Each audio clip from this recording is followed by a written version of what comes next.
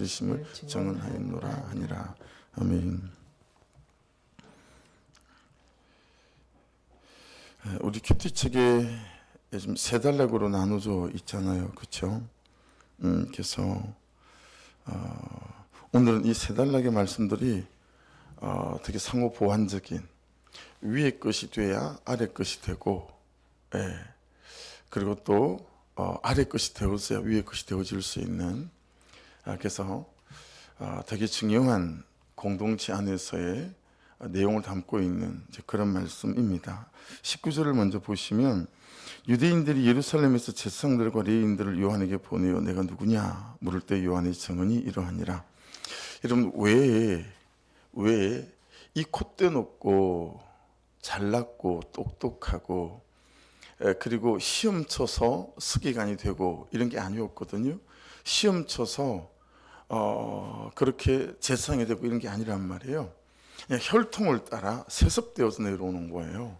그러니까 가문대대로 잘났어요. 가문대대로 부유했어요. 가문대대로 권력이 있었어요. 가문대대로 힘이 있었어요.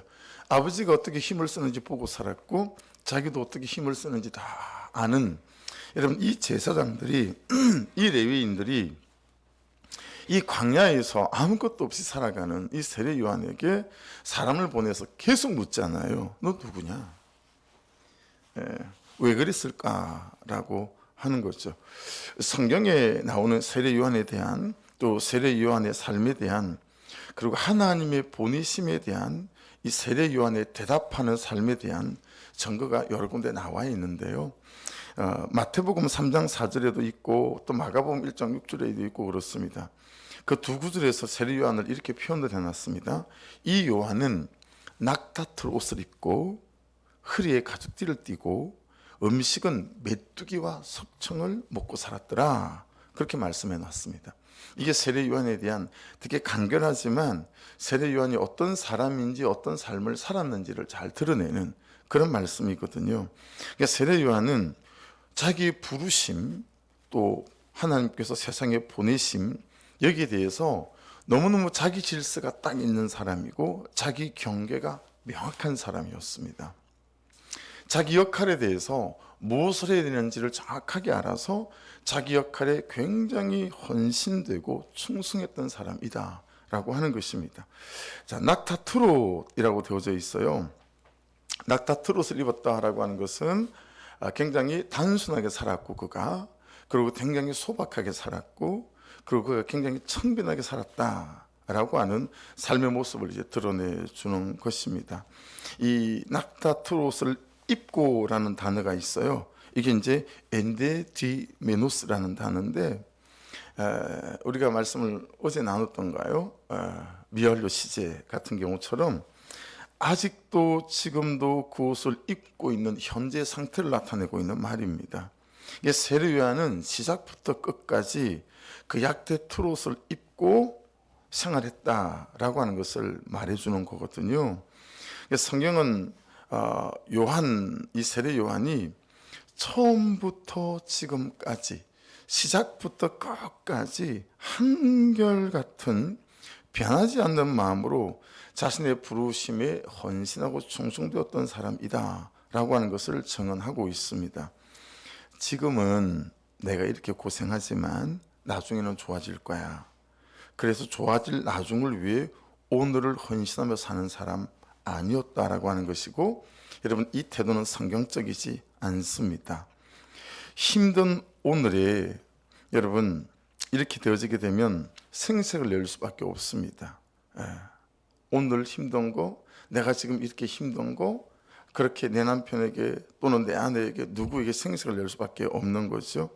나아질 내일의 보상을 위해서 오늘을 사는 것이기 때문에요. 만일에 그런 때가 오잖아요. 그러면 보복하거나 보상하는 심리로 대단히 낭비적이고 나태함으로 살기가 너무 쉽다라고 하는 것이죠. 그래서 혹시 가난해요, 여러분이 힘들어요. 그런데 아주 성실한 삶의 태도를 갖고 있고 그리고 열심히 사는 사람들일수록 여러분 이 함정에 빠질 수 있기 때문에 되게 조심하셔야 됩니다. 내가 지금 너무 힘든 거예요. 누가 봐도 다 힘든데 그 순간을 너무 잘 버티는 거예요. 그 시간을 잘 견뎌내는 사람일수록 여러분 나중에 괜찮지 않은 사람이 될 위험이 굉장히 많이 있습니다. 왜냐하면 사람은 죄성으로 똘똘 뭉쳐있기 때문에요, 아무도 자기 자신을 자신하면 안 되고 자신할 수가 없어요. 그럼 누굴 보면 알 수 있냐면 다윗 같은 사람 말이에요. 그 대단한 사람이 13년에 얼마나 고난스러운 세월을 보냅니까? 그렇죠? 그 광야의 생활에 얼마나 이 사람이 헌신됐습니까? 자기 부르심의 역할에 충성됐었습니까? 그런데 왕이 출전할 때가 되매 그가 출전하지 않고 그날 밤에 뭘 하고 그가 잤는 생활했는지 모르지만 오후 4시 5시 해가 질 때쯤 일어났어요. 그리고 왕궁 옥상을 거닐다가 모욕하는 밧세바를 보게 됐죠. 그리고 그 뒤부터 어떤 삶이 되어지는 우리가 익히 잘 알고 있습니다. 그러므로 여러분 처음부터 끝까지 일관되게 내 삶을 잘 가져갈 수 있으려면 결국은 여러분 참 은혜 가운데 살고 말씀에 붙어가는 삶보다 더한 삶은 없다라고 하는 걸 알 수 있죠. 허리에 가죽띠를 띄었다라고 되어져 있어요. 여러분 약대 트롯은 그 당시에 제일 가난한 사람들이 입었던 옷이라고 해요. 그러니까 이게 전천 옷이에요. 무슨 얘기냐면 그냥 비가 올 때도 있고 눈이 올 때도 있고, 그죠? 일할 때도 있고 평소 때도 있고 이런 옷 한 벌로 다 감당을 해야 되는 그런 옷이었더라는 거예요. 그러다 보니 옷이 여러분 좀 큰 걸 입는 거예요. 우리 옛날에 가난할 때 다 그랬어요. 그렇죠?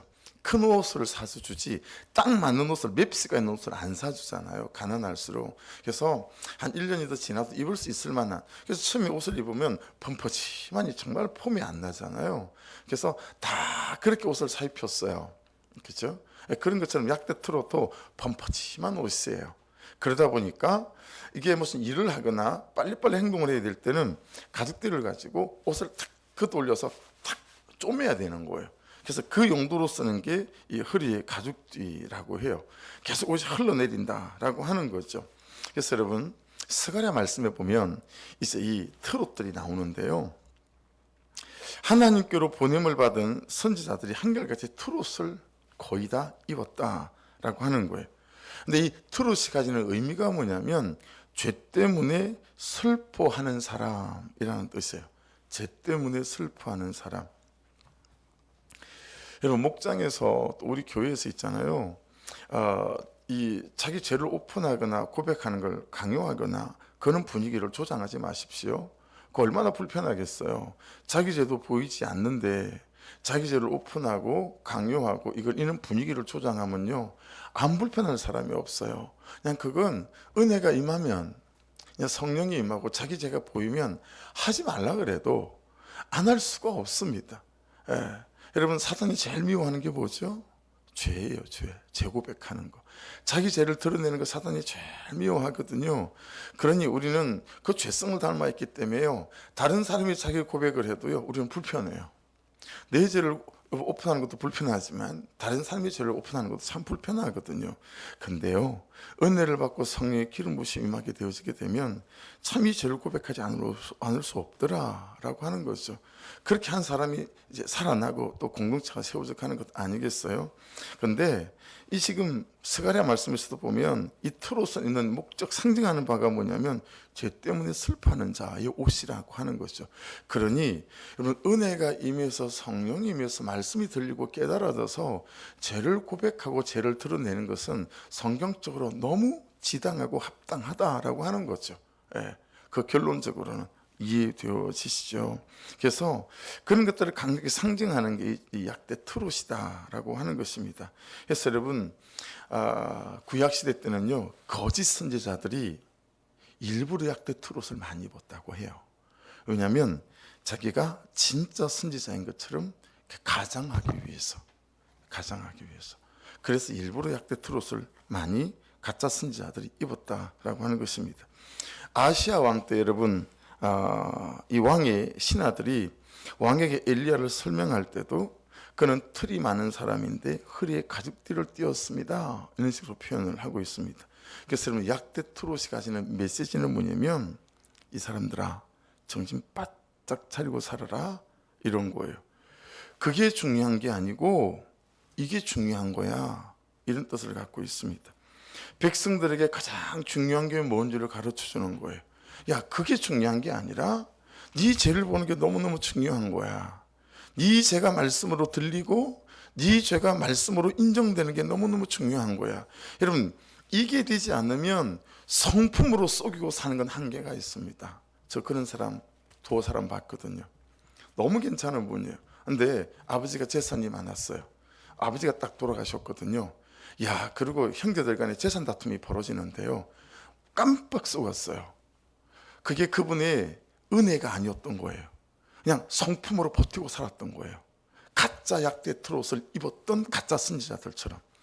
진짜 그분이 하나님을 만난 사람이 아니었던 사실을 그때 알았죠. 여러분, 죽기 살기로 이 재산 한 움큼 더 지어지려고 싸우는데요. 내가 알고 있던 집사님이 맞았나? 야, 너무너무 마음이 아팠어요. 그래서 너무너무 저를 돌아보게 되어지더라고요. 여러분, 성품으로 착하게 사는 거요, 진짜 한계가 옵니다. 어느 순간. 그리고 그때 되면 다 뽀록 나요. 그러니 여러분, 지금 약대 트롯의 메시지는 뭐냐면, 결국 있잖니, 네가 네 죄를 보지 못하면 어떤 새로운 시작도 진짜 시작은 안 된다라는 거예요. 그래서 모든 헝클어진 삶을 풀어내는 그 단초는 뭐냐면, 여러분, 진짜 내 죄가 인정이 되고 내 죄가 보일 때, 야, 그때가 여러분 내 바닥을 보는 거잖아요. 내가 이런 인간밖에 안 되는 쓰레기였구나. 이게 인정이 될 때, 그때 내 주변에 있는 사람들이 인정이 되기 시작하는 거죠. 그래서 그가 인정이 되면 그때부터 관계가 회복되는 거예요. 그때부터 뭔가 새로운 싹이 움트기 시작하는 거죠. 근데 여러분, 성품으로 덮어가고요, 인격으로 덮어가는 건 한계가 옵니다. 그리고 결정타를 맞게 되면 다 드러나게 되어지죠. 약대 트롯의 의미는 그거예요. 정신 바짝 차려.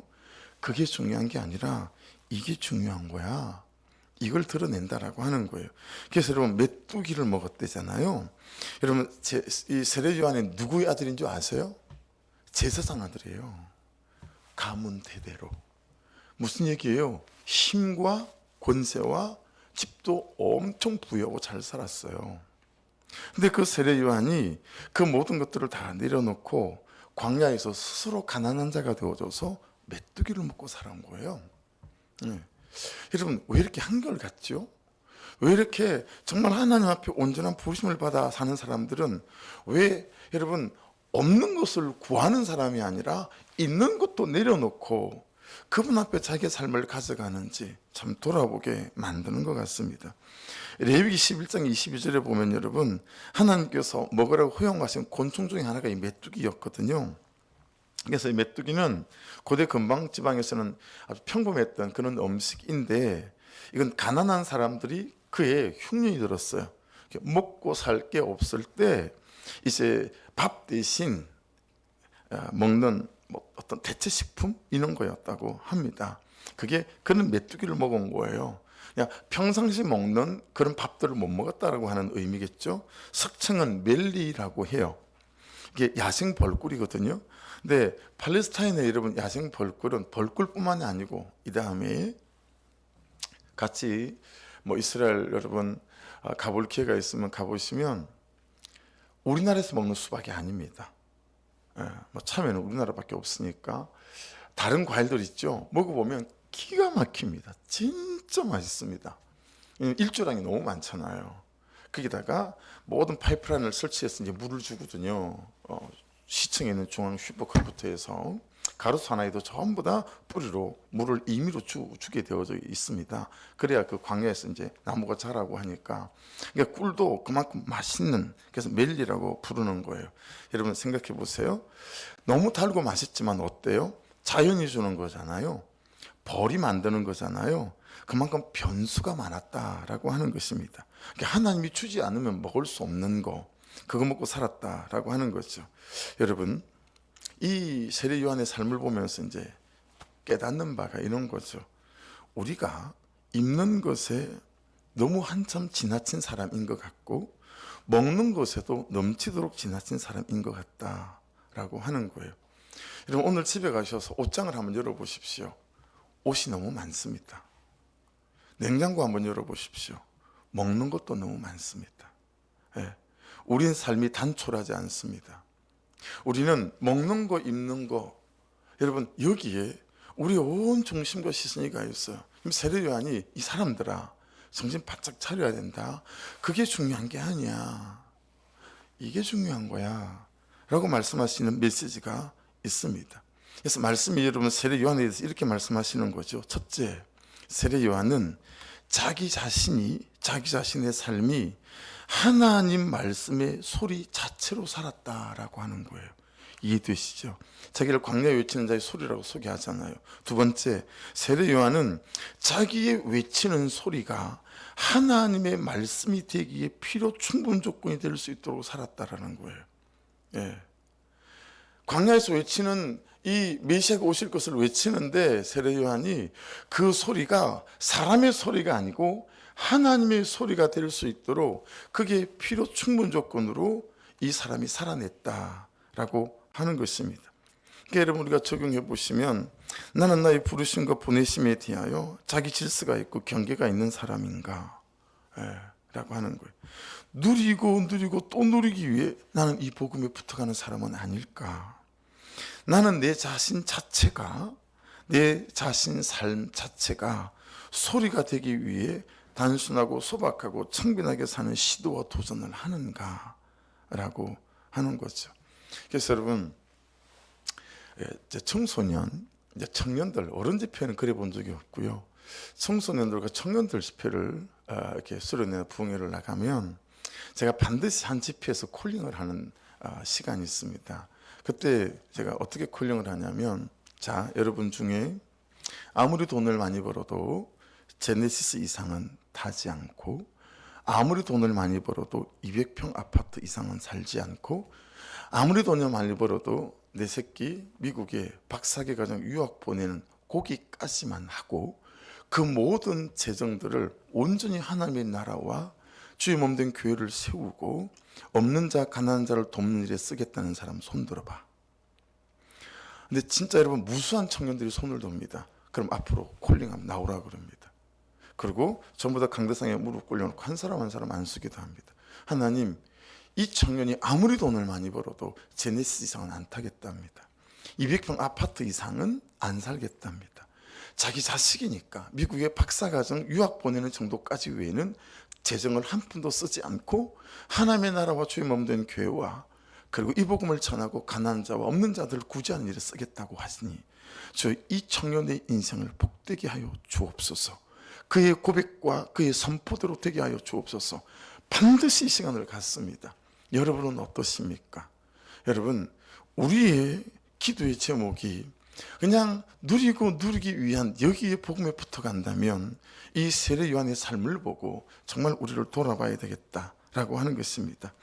오늘을 살아가고 오늘날 하나님을 믿는 우리들처럼 알기는 알지만 그렇게 살지도 않았고 사라지지도 않았던 그 당대의 사람들에게도요, 그들이 살지 못하는 삶을 세례 요한이 살고 그들이 믿지 못하는 하나님을 믿는 세례 요한의 삶은 얼마나 감동 그 자체였겠어요. 너무 도전이 되는 거예요. 너무 궁금했어요. 그래서 19절이 이렇게 시작된 거예요. 유대인들이 예루살렘에서 제사장들과 레위인들을 요한에게 보내어 너가 누구니? 물을 때 요한의 증언이 이러하니라. 여기 여러분 중요한 포인트가 하나 있습니다.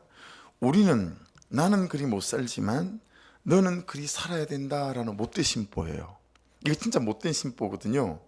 우리는 왜 다 그러지요? 나는 그렇게 못 살지만 당신은 그렇게 살아야 됩니다 라고 하는 못된 심보가 있어요. 여러분 꼭 제사장들이 꼭 그런 것 같아요. 레위인들이. 여러분 세상 사람들이 우리 그리스도인들 보고 그러지 않습니까? 나는 예수 안 믿어서 이렇게 살지만 예수 믿는 너는 그렇게 살면 안 되지 이러잖아요. 근데 여러분 교회 안에서요, 예수 안에서 우리끼리 이런 마음을 너무 가지고 살면서 상대방을 힐난하고 또 판단하고 심판하는 것 같아요. 권사가 돼서 그러면 안 되지. 집사님들이 권사님 보고 그렇게 생각하는 거예요. 권사 정도 돼가지고 말이야, 새벽 예배도 안 하고 말이야, 이런 식으로 말하는 소리 솔찬히 제가 많이 들어요. 목자가 돼가지고 모조리 목자가. 우리 교회는 여러분 목자 중심으로 가는 교회잖아요. 목자들이 대표 기도를 하고 목자들이 운영위원이에요. 나이가 어리고 뭐 오래 믿었고 나중 믿었고 이런 거 아무 관계 없어요. 그냥 목자들이 그냥 운영위원이 되는 거예요. 네가 그냥 남편도 아니고 예수 믿는 남편인데, 응? 네가 예수 믿는 아내가 돼가지고 이럴 수 있어? 뭐 이런 거 있잖아요. 그러니까 자기는 그렇게 안 살아도 되지만 너는 그렇게 살아야 돼라고 하는 못된 신부, 이거 참 우리 가운데서 이렇게 제거돼야 될 이제 그런 것 같아요. 20절 말씀부터 23절 말씀까지는 계속 그 질문입니다. 너 누구니? 아, 나 메시아 아니야. 그럼 넌 누구니? 나 메시아가 오실 때를 예비하는 광야에서 외치는 소리야. 그 질문들이 계속 반복되어져요. 근데 여러분, 세례 요한의 대답이 뭡니까? 나는 겨우 광야에서 외치는 자의 소리에 지나지 않는다. 이게 23절이에요. 주의 길을 굳게 하라고 광야에서 외치는 자의 소리로 하니라. 나는 메시아가 오실 것이다. 이 메시아를 외치는 소리에 지나지 않는다라는 거예요. 근데 여러분, 이게 참, 이 소리라는 단어가 참 깨달아지는 거 있죠. 여러분, 소리는 문자가 아니죠. 지금이야 소리를 녹음해서 기록으로 남길 수 있지만, 이 당시에는 소리는 기록할 수 없어요. 그죠? 글자만 기록할 수 있어요. 소리는 말하고 나면 공중에서 흩어지고 흔적도 남지 않고 공중에서 싹 사라져 버리잖아요. 말하면 그냥 사라져 버리는 거 아닙니까? 이게 지금 세례 요한이 자기 정체성을 뭐라고 말하는 거예요? 난 소리다. 난 소리야. 이렇게 말하고 있는 것입니다. 세례 요한은 나는 글이다. 여러분, 이러지 않고 나는 소리다. 이렇게 말한 거죠. 이 말 잘 아시죠? 호사유피 인사유명. 그렇죠? 호랑이는 거죽을 남기고 사람은 이름을 남긴다. 여러분, 세상에는 이런 말이 있어도 성경에는 이런 말이 없습니다. 우리는 공중에서 흩어지고 마는 소리라고 나를 여기고 살아야 합니다. 그런데 우리는 정을 한 말을 들어요. 정 아시죠? 그리고 망치를 들어요. 그리고 내 이름을 바위 위에다가 천년만년 남도록 새기는 석공처럼 남편의 생색을 새기고 아내의 생색을 새기고 부모의 생색을 새기고 그리고 성도의 생색을 새긴다라는 거예요. 우리는 공중에 흩어지고 많은 소리처럼 살 마음이 없어요. 우리는 얼마나 내 주장이 세고 내 주장이 견고한지 모르겠어요. 다른 사람이 나를 좀 쳐주지 않으면 못 견디는 거예요. 예. 그래서 맨날 뒤꿈치를 들고 나를 보라는 거예요. 내가 여기 있다라는 거죠. 근데 여러분, 세례 요한은 자기는 글이 아니고 소리래요. 그냥 말하고 나면 공중에 흩어지고 마는 소리다. 그렇게 말하고 있는 것 아니겠습니까? 그럼 도대체 이런 삶을 우리는, 이렇게 생성되는 삶을 우리는, 이렇게 나를 주장하는 삶을 우리는 누구에게 배웠을까요? 이런 삶에서 어떻게 떨치고 이렇게 일어나지지가 않을까요? 참 이거 곤혹스러워요. 예. 여러분보다 저는 더한 것 같아요. 왜냐하면 여러분 그렇잖아요. 제가 돈 주고 여러분들 월급 주고 여러분들을 모은 게 아니잖아요. 그렇죠? 우리가 복음 안에서 모였잖아요. 그러니 이 교회 공동체는 영적 권세나 영적 권위가 없이는 반에 반 걸음도 걸어갈 수가 없는 거예요. 그러다 보니까 있잖아요. 야, 내 권위가 손상받는 것 같다. 이런 마음이 들면 너무 힘든 거예요. 월급을 더 줘서 내 권위를 세우겠습니까? 월급을 깎아서 내 권위를 세우겠습니까? 그렇지 않아요? 그러니 여러분, 성도들로부터 목사에게 인정을 못 받는 것 같다 싶으면 여러분 그냥 사시나무 떨듯이 흔들리는 거죠. 어떻게 복구시킬 방법이 없는 거예요. 그러니 여러분, 제가 나는 공중에 흩어지는 소리입니다 라고 살아가는 것이 얼마나 여러분 힘든 싸움인지 몰라요. 그죠? 여러분도 그러시지 않으세요? 근데 세례 요한을 통해서 너무 깨닫고 배우는 거예요. 야, 이분은 그냥 공중에 흩어지는 소리라고 그렇게 사셨구나. 정말 하나님 한 번만 바라보고 살았구나. 사람들이 그러거나 말거나 거기에 신경과 마음을 쓰지 않고 살았구나. 그러면서 참 돌아보게 되는 이 새벽인 것 같아요. 나는 공중에 흩어지고 많은 소리 같은 아내로 사는가? 나는 공중에 흩어지고 많은 소리 같은 남편으로 사는가? 나는 공중에 흩어지고 많은 소리 같은 목사로 사는가? 나는 그런 성도로 사는가? 정말 질문하게 되어지는 것 같아요. 여러분, 세례 요한은요, 자기 경계가 분명하고 자기 질서가 분명한 그 질서 안에 살았다라는 거예요. 여러분, 잘 유념하셔야 됩니다. 내가 질서 안에 살아야 내 질서를 존중받을 수 있습니다. 근데 자기 질서를 아무도 지키지 않으면서 자기 질서가 침범당하면 견디지를 못해요. 예. 아내라는 질서 안에서 사셔야 됩니다.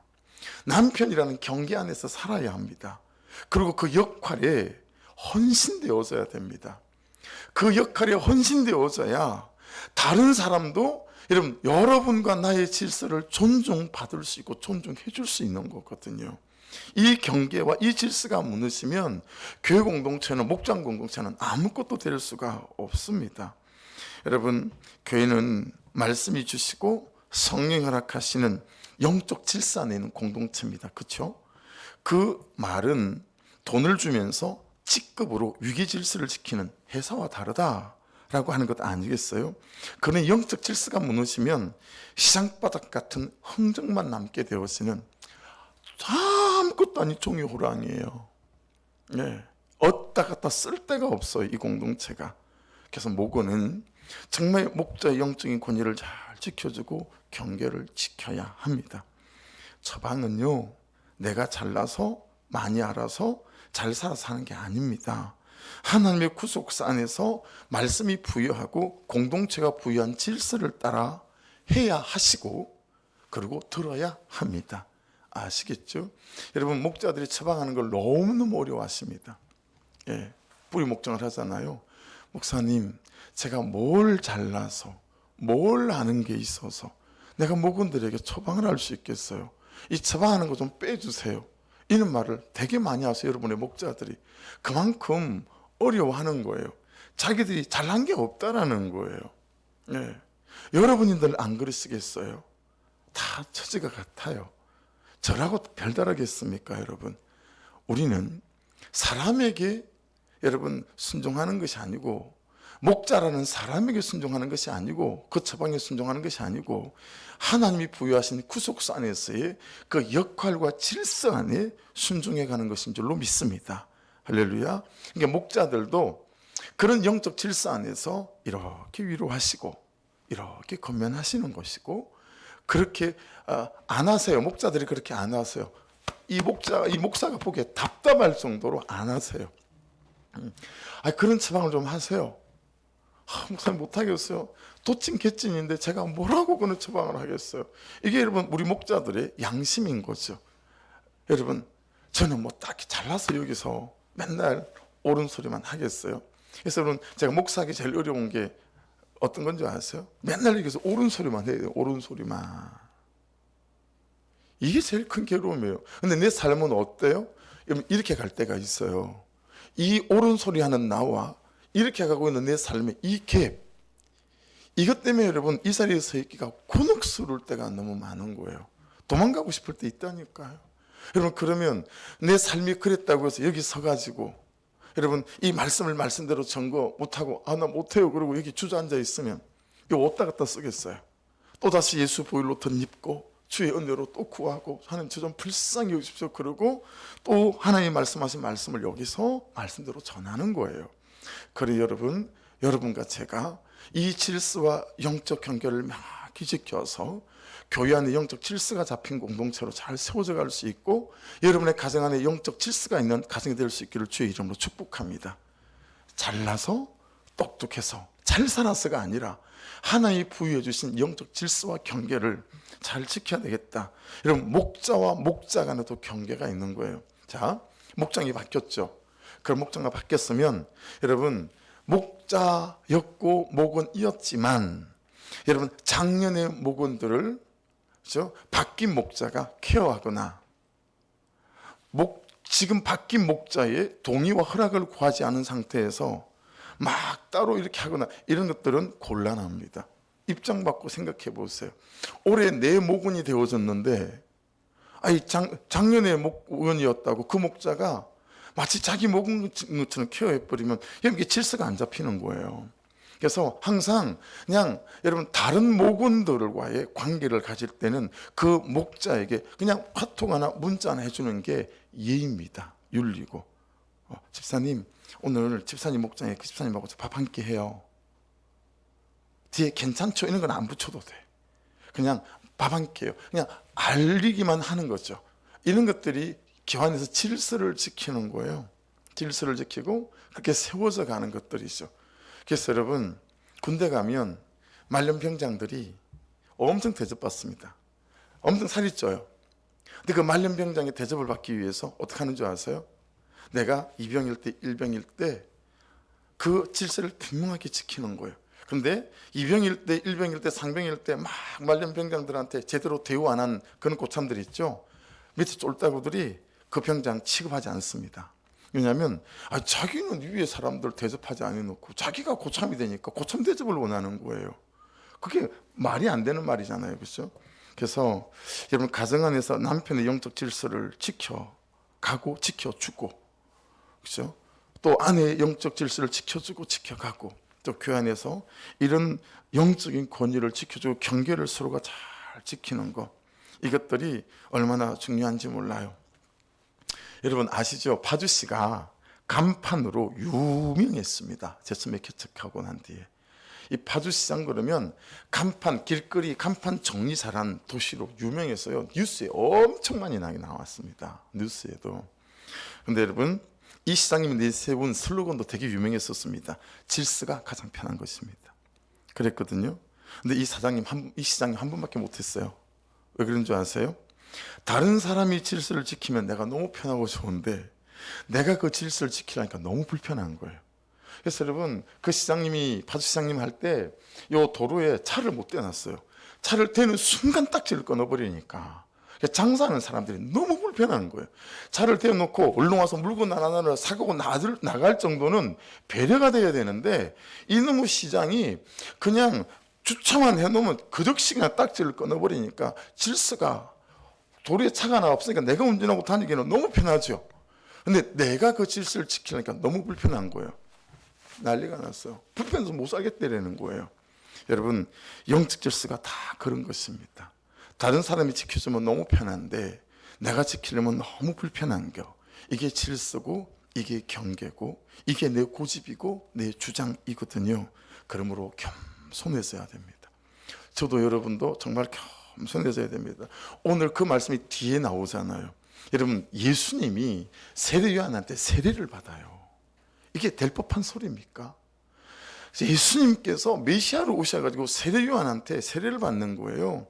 여러분, 예수님조차 이 사람 사이에 있는 질서를 존중하고 지키셨다라고 하는 것을 통해서 정말 우리가 어떻게 해야 가정이 편하고 공동체가 편한지를 잘 말씀해 주시는 그런 말씀인 거예요. 그래서 30절에 보십시오. 내가 전에 말하기를 내 뒤에 오는 사람이 있는데 나보다 앞선 것은 그가 나보다 먼저 계심이라. 내 뒤에 왔는데 또 세례 요한은 뭐라 그래요? 그분은 내 앞에 계셨던 분이다. 그분 인정하죠. 그런데 31절, 나도 그를 알지 못하였으면 내게 와서 물로 세례를 베푸는 것은 그를 이스라엘에 나타내려 함이라 하니라. 구세주인데 사람의 질서를 따라, 일당의 질서를 따라 세례 요한에게 세례를 받으심으로 이제 예수님께서 역사의 전면에 딱 나서시게 되어졌다라고 하는 것이니, 여러분, 오늘 말씀이 오늘 사실은 시간이 되었으면 그냥 이 묵상 간증을 같이 읽어보는 걸로 말씀을 마치려고 했는데요. 시간이 되어져서 오늘 묵상 간증은 꼭 3번 이상 정독을 해주시길 바랍니다. 오늘 말씀을 정말 잘 녹여낸 이런 묵상 간증이 흔하지 않아요. 오늘 묵상 간증은 오늘 본문 말씀을 너무 잘 녹여냈어요. 여기 질서가 다 들어있고 경계를 지키는 게 뭔지 다 들어가 있습니다. 오늘 묵상 간증을 꼭 3번 이상 정독해서 읽어주시면 오늘 여러분 큐티가 잘 정리가 되실 것 같아요. 기도하겠습니다. 주여 한번 부르고, 하나님, 정말 소리로 살게 하소서, 글자로 살지 않게 하소서, 그냥 공중에 흩어지고 마는 소리로 살게 해주셔서 아버지, 내일 받을 대접을 위하여 오늘을 사는 그는 생성내는 자로 살지 않고 그냥 오늘 흩어지고 마는 아버지, 그는 소리로 살아가는 은혜가 있도록 간섭하여 주시옵소서. 기도하고, 박명호 성도님 이제 어제 병실로 옮겼습니다. 중환자실에서 계속 기도해 주셔서 잘 회복되고 그 건강을 찾고 나오실 수 있도록, 그리고 이 사건이 또 구원의 사건이 될 수 있는 은혜도 하나님 허락하여 주시옵소서. 또 중보해 주시길 부탁드립니다. 주여 한번 부르고 기도드리십시다. 주여.